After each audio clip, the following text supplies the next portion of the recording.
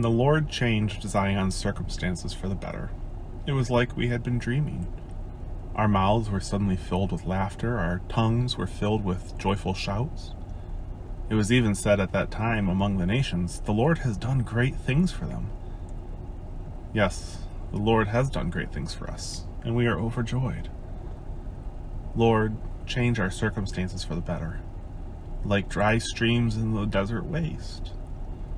Let those who plant with tears reap the harvest with joyful shouts.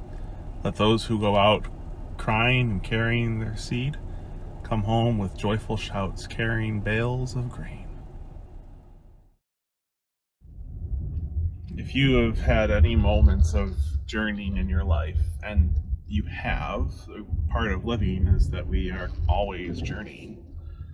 You've probably had days like I've had where leaving the house, I tell my wife, Stephanie, I hope that today is a remarkably boring day, that nothing of consequence happens, that when I come home there is really nothing to report. Now, don't get me wrong, it's not because I hope for boring days. It's not because I don't like things happening. I like when good things happen, but sometimes I'll share that with my wife after several days of everything just kind of falling apart, or at least feeling out of my control. Sometimes it's kind of like playing that game Jenga, where you'll be pulling the pieces out one by one, carefully, routinely, only to realize that you pulled the wrong piece, or life pulled the wrong piece, and they fall down all around you, and there is nothing you can do to keep the pieces from falling. They fall, and sometimes you feel it. You feel it in the depths of your soul.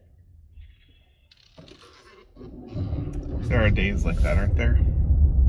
And I think for our psalmists, they were feeling that kind of day from time to time too. I know they were. The history of the Psalms is that they were. And so I love the description of the dream-like experience, where all of a sudden everything was okay. Even if just for a bit, it seemed like everything would be okay. The psalmist is talking about the experience of realizing that God is present, that God is in control, that God's goodness is overcoming the world's Jenga blocks. You see, when we turn to Christ, when we turn to God, it's not that the Jenga pieces don't fall. Life still happens. Life can still be challenging and hard for those who are faithful. But somehow,